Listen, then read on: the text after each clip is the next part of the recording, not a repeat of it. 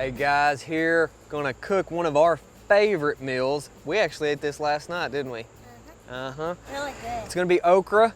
Here with my mother, Neva, Lander's grandma, and she's helping us prep, get that set up. We're gonna be using this. Hopefully it works out as well as we hope. Mom's gonna be cutting up the okra, getting it ready. One of the big things that we like about the okra is it is a fresh vegetable that we have all the time. Freezes really well. We can use it even when it's not in season. It tastes good. We like it. Some people don't like the sliminess with it, but we're gonna jump in here and show you how we cook it. It's a healthy play on fried okra. And so Mom's cut this up for us. We're gonna get this cranked up. I'm gonna start with some coconut oil. I really prefer to use avocado oil when we're dealing with something that's a little higher heat, but this is good up to about 350 degrees is the smoke point on it. All right guys, let the onions cook a little bit. If you hear the mockingbird going crazy, it's chasing a cat around here, so it's part of being outside at the market. We've got our onions in here, cooking a little bit, getting it started on, and we're gonna add, Mom cut up these okra. I like cutting it like that instead of long ways when we're doing this recipe because it seems to cook a lot even. When we roast them in the oven, a lot of times we cut them long ways. Ooh. Now they will get a little slimy, but that is a good thing, and you'll see why in a minute. So we'll let that cook for a little bit, and I don't do anything really with it at this point. Just letting it cook. We'll crank it up to about 250. Let it slow cook. Just let it cook. It'll get a little slimier as we go. While this is cooking, I want to hit on some of these books. So what these are cookbooks. And the reason I like these cookbooks so much is because in the first part of these books, it breaks down all the principles that are in the full-blown book into the high points. It's easier to understand, it's all condensed, it's great, and then you've got all the practical applications for the recipes. So whether that is Dr. Terry Wall's stuff, Dave Asprey's, they do such a good job, and I have relied so heavily on these guys for the research and the things that we do right here.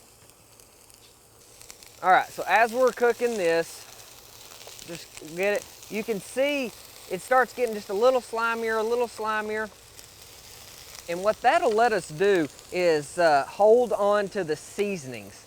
It'll just grabs it. Again, KB2 is something we put on everything, isn't it, Bubba? Yeah, the KB2 is a salt, pepper, something that, you know, anybody can mix up. Get that mixed in there really good. And then some dirty dust. Dirty dust is the leftover mash from the fermentation process on the hot sauces that we carry, the hop and pepper. All right, once the okra starts getting a little darker green, this is a Cajun okra, and it's a dark green anyways, but you can see how it's lighter, and then as it's cooking, it gets darker and darker. You can see that we're getting closer to being cooked through. With your traditional fried okras, it's already battered, it's already just in there going. This way, we need it to cook first. We need the okra to cook first, get a little bit of the sliminess. That way we're not using any sort of a binder to it other than the okra slime. All right, and so again, we used coconut oil on this. This is a liquid coconut oil that we have. My favorite oil for this would be avocado oil. It has a high smoke point, and it's just our favorite. As we're going in here, we will add just a little bit more to make sure that we're evenly coated. The okra is starting to brown a little bit, which is what we want, and we're getting really close to the next step.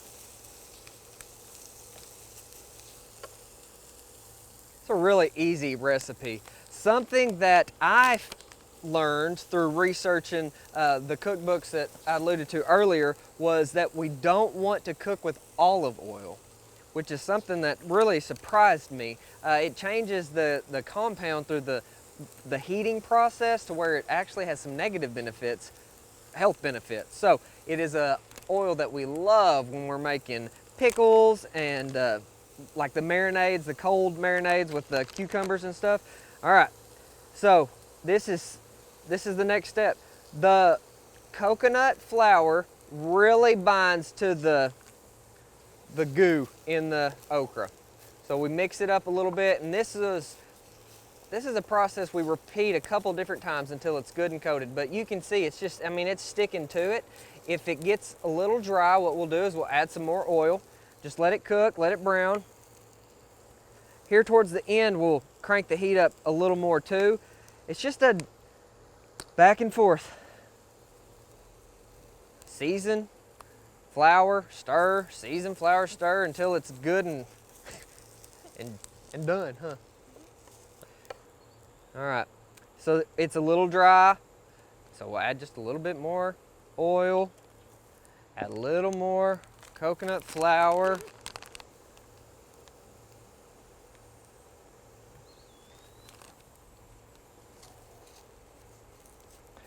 Okra is an Arkansas staple, for sure.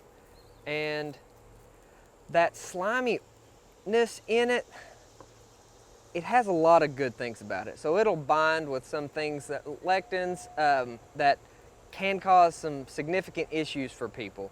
It's a great, great add food. It's a good side. You can eat it with, I don't know, it goes good with everything, doesn't it?